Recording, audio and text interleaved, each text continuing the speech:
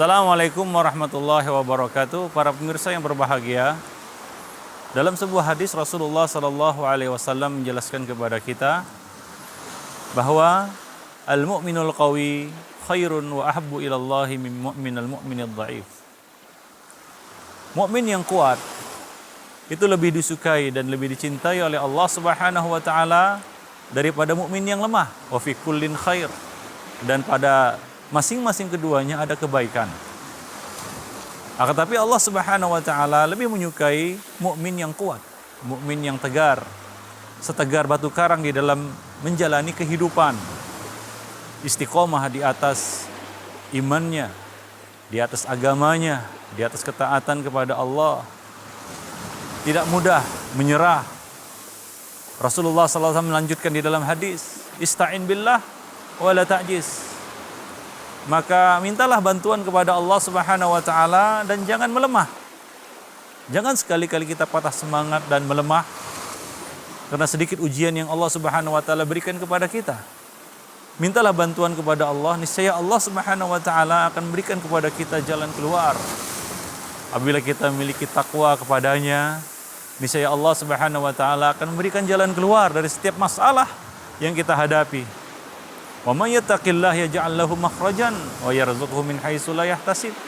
Barang siapa yang bertakwa kepada Allah Subhanahu wa taala, maka Allah Subhanahu wa taala akan memberikan baginya jalan keluar, solusi dari setiap permasalahan yang dihadapinya.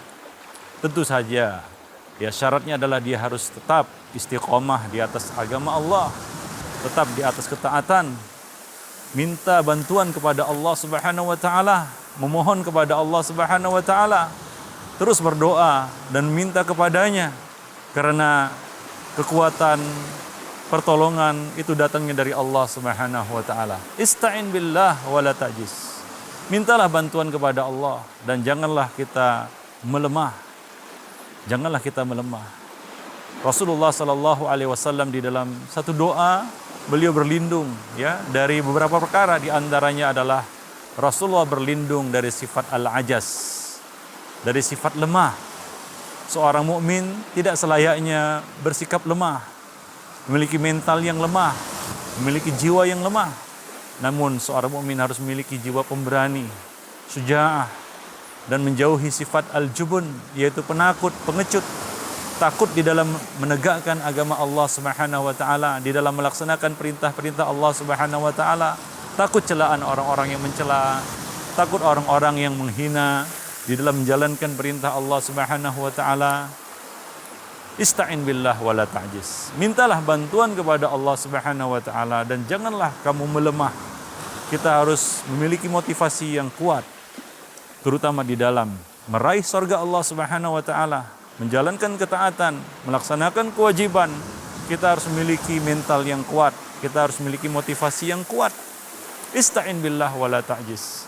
Mintalah bantuan kepada Allah dan janganlah sekali-kali kamu melemah. Wa idza asabaka syai'un fala taqul. Dan jika engkau tertimpa suatu musibah, janganlah sekali-kali kamu mengatakan lau anni fa'altu kadza wa kadza lakana kadza wa kadza. Seandainya aku melakukan ini dan ini, tentunya hasilnya akan begini dan begini. Akan tetapi katakanlah qadarullah wa ma syaa fa'al. Ini adalah takdir Allah. Apa yang Allah Subhanahu wa taala kehendaki pasti terjadi. Apa yang Allah Subhanahu wa taala takdirkan pasti terjadi. Tidak ada satupun yang dapat melemahkan Allah Subhanahu wa taala, dan tidak ada satupun yang dapat menolak takdir Allah Subhanahu wa taala. Katakanlah qadarullah wa ma syaa fa'al. Ini adalah takdir Allah. Apa yang Allah kehendaki pasti terjadi. Fa inna lau taftahu amal syaitan. Karena lau berandai-andai, mengatakan seandainya dan seandainya, ketika kita tertimpa musibah seolah menyesali apa yang sudah terjadi, menyesali takdir Allah Subhanahu wa taala, itu akan membuka pintu-pintu syaitan. Yaitu kita akan berburuk sangka kepada Rabb kita yang telah menciptakan kita, yang lebih sayang kepada kita daripada yang lainnya.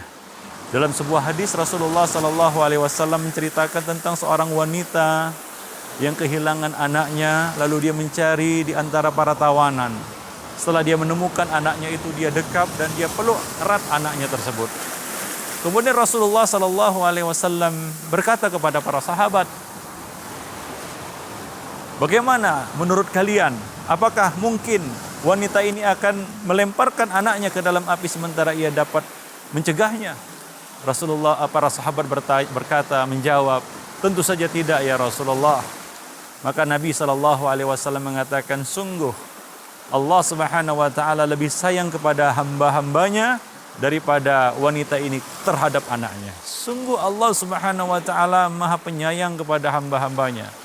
Sekalipun dengan musibah yang Allah Subhanahu wa taala cobakan kepada hamba-hambanya, Allah tidak akan membebani satu jiwa, ya, seorang hamba, melainkan menurut kadar kemampuannya.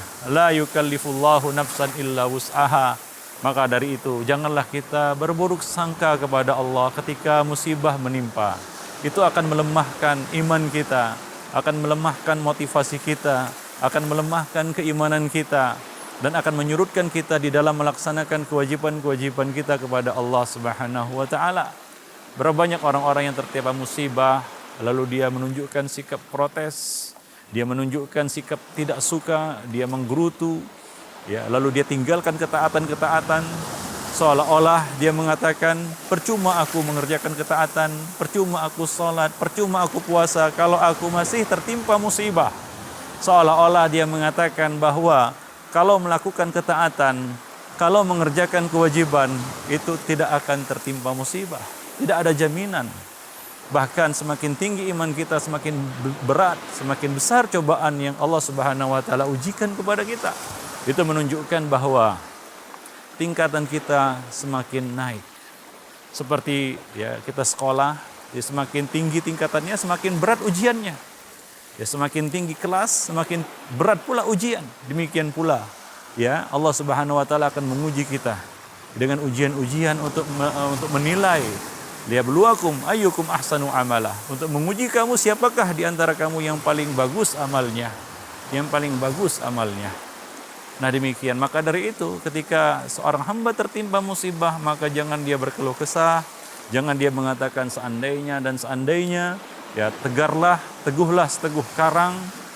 Janganlah dia melemah, janganlah dia berandai-andai, karena berandai-andai itu akan membuka pintu syaitan.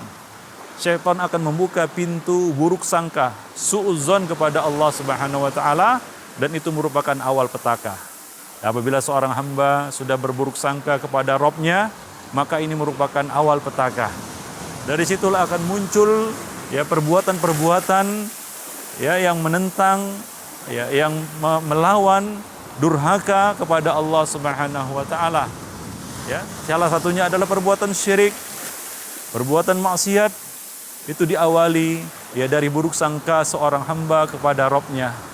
Ya, maka dari itu Nabi sallallahu alaihi wasallam berpesan kepada kita, ya la yamutanna ahadukum illa wa huwa yuhsinu dzanna billah.